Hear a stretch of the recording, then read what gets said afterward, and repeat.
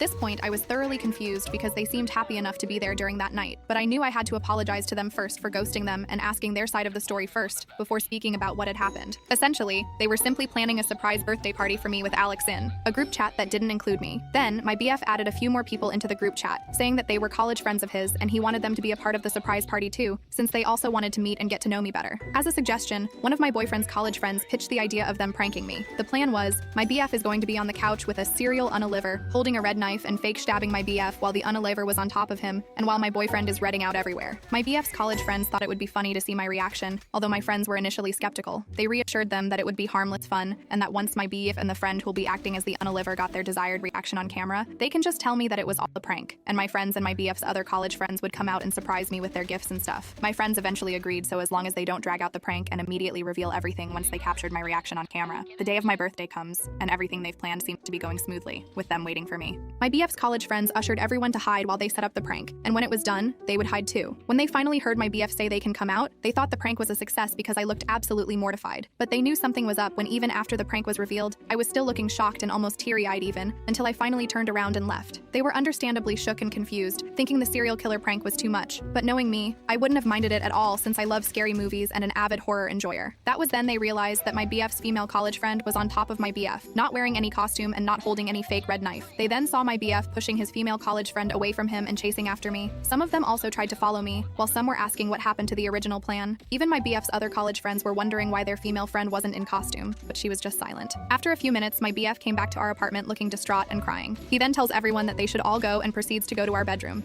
They wanted to ask him what happened, but he shut the door before they could. His female college friend then followed him inside, which really weirded them out. But after a while, they hear my BF shouting at her, telling her to F off. She then goes out the door on the verge of tears and leaves the apartment. They said everything happened so fast that they didn't know how to process all that had happened. Not too long after that though, they realized that I was missing and started calling and texting me, but I didn't respond to any of them. Eventually, I was unreachable. I turned off my phone and decided they should just go home and wait for me to respond. My BF's college friends apologized profusely to what has happened and didn't mean for any of this to happen, but they basically just ignored them. They then followed their retelling of their side with videos that they've recoded that proved their accounts, along with an apology and wishing that I was doing well. After my friends told me what happened on their point of view, I felt really terrible and apologized again for ghosting them and telling them that everything that happened was none of their fault.